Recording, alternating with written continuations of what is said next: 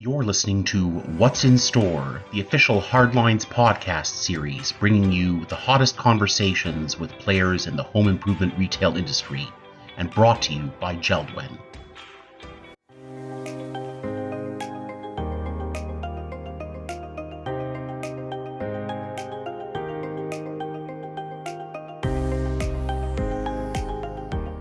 Welcome to another edition of What's in Store. I'm Rebecca Dumais. I'm editor of HHIQ Magazine, and today with me I have Chris Parsons, who's VP of Marketing at Hale and also author of Retail Rewired.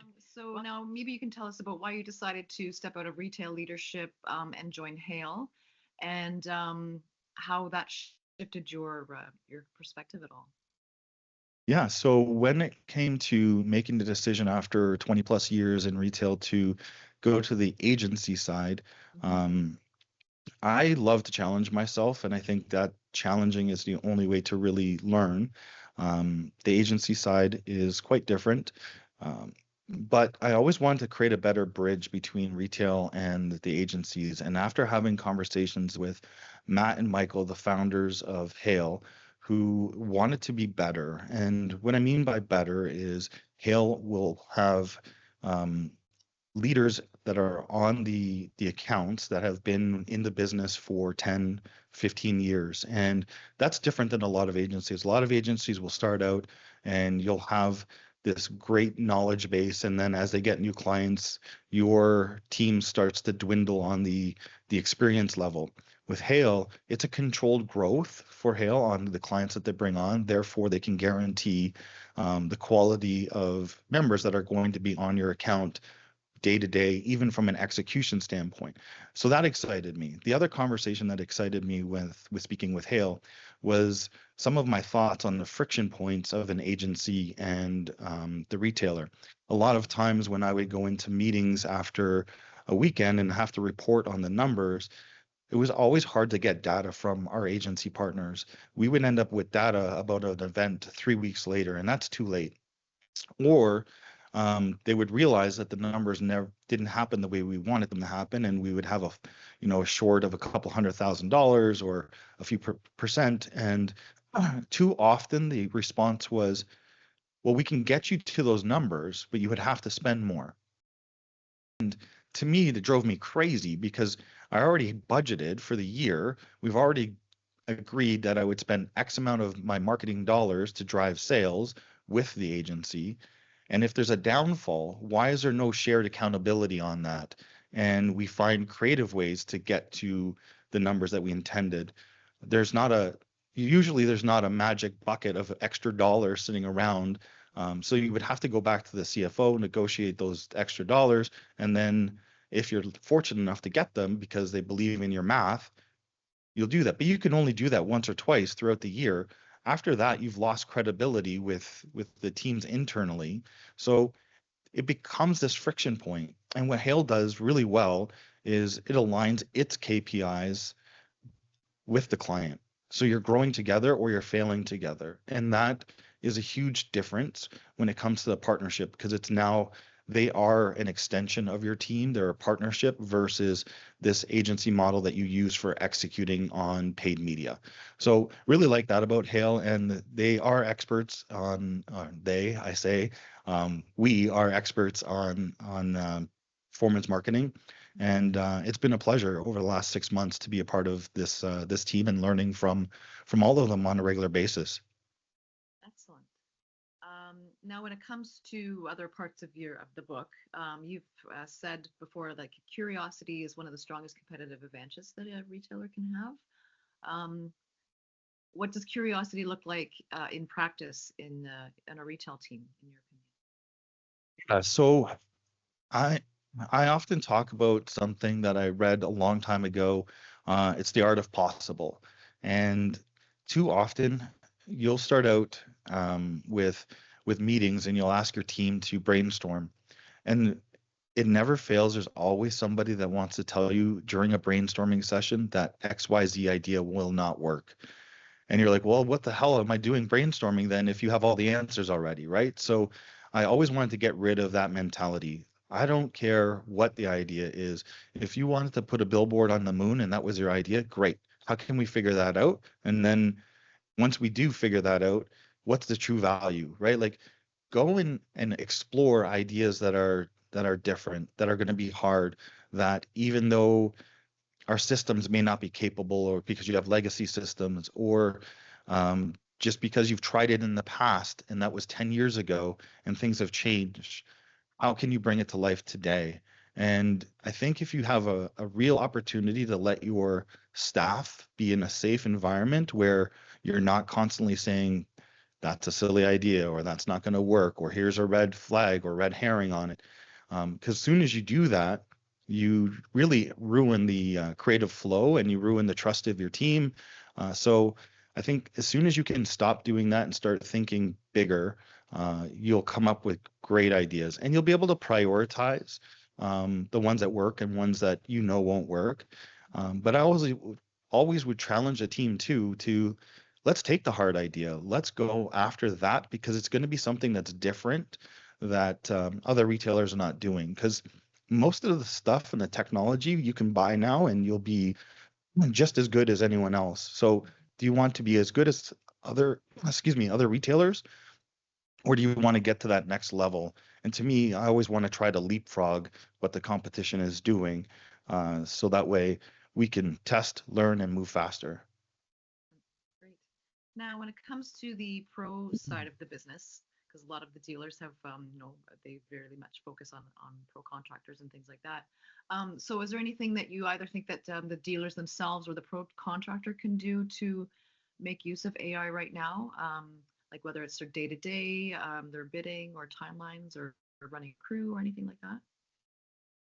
Yeah, I think where AI can come in is especially for the dealers to go back and offer extended value to the pros, is um, a lot of pros understand their communities quite well in the moment. They're getting jobs, they're getting contracts, but they don't have time. A lot of them don't have time to keep up to the trends and where things are going. So I think as a retailer, if you can offer a service and leverage AI to mine what's going on in the news, what government laws are being created, things that could spike their business or slow their business, and then provide a newsletter that's going out and educating your customer base, in this case the pros, um, you'll be seen as an asset. If you're just offering discounts to the pros, everybody does that. Everyone can offer a 10, 15% savings based on the volume, or give them tier level savings, as some retailers do as well. But I think what is key is being that trusted source to help them grow their business. And AI can be leveraged in many, many ways for that.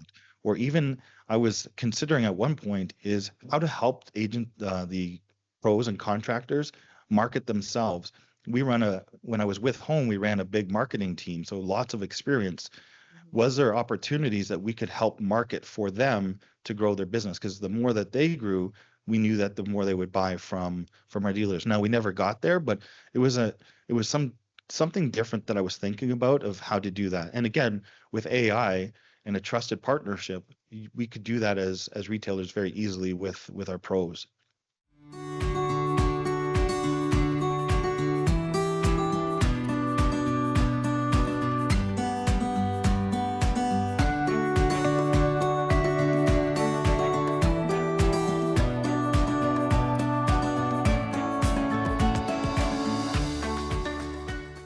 Perfect. And then just circling back to your book, what made you? What was your idea? Like you finally, it's like aha moment that you wanted to write the book. What brought that up? Well, the aha moment came after writing a few presentations for the organization at Home Hardware. One was the thesis on cannibalization and trying to disprove that. Again, I had did that my first time with Walmart in 2004, and it felt like every 3 or 4 years this topic came back up about cannibalization, and I felt like a hamster wheel. Like I was just constantly Mhm. taking these ideas and representing them. And so that was one. The other frustration that I have is remember when Walmart launched the self checkouts, and those self checkouts started off with 2 or 4 checkouts in a store. And what they were really meant to be is a fast queue for folks that had 5, 10 items that they needed to check out in. They could avoid the lines or help reduce the lines at the cash, and they'd be out the door. Now it's flipped. You got 20 self-checkouts at the retailers. And in some cases, there's actually 20, but you can go to 10 over here that are for, excuse me, you can go to 10 over here that are for fast checkout, and then the other 10 are for 20 items or more. And I thought, how ridiculous is this getting?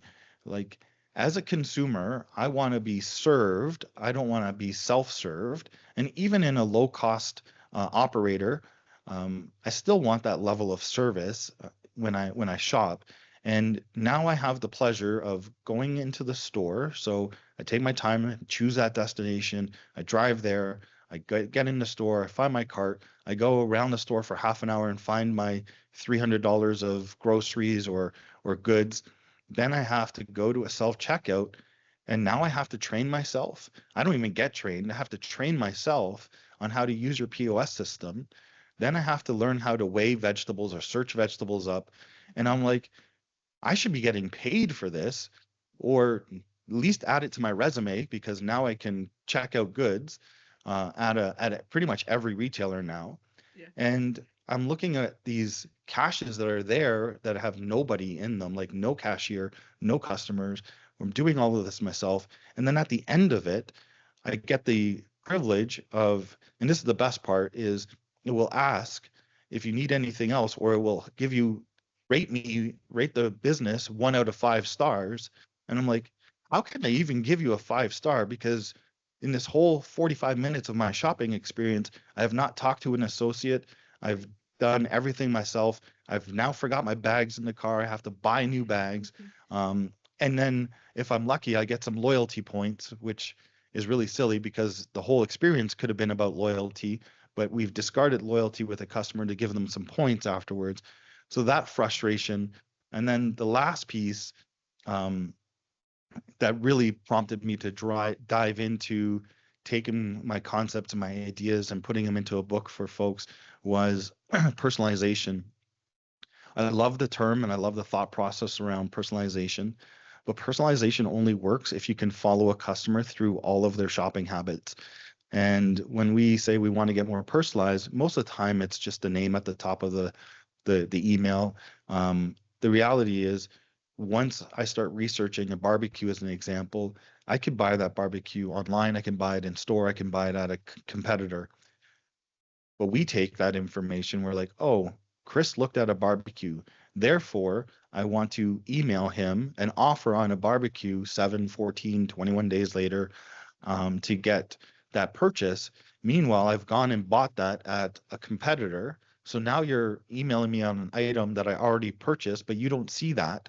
So to me, I'm like, okay, how do we have a universal persona about customers?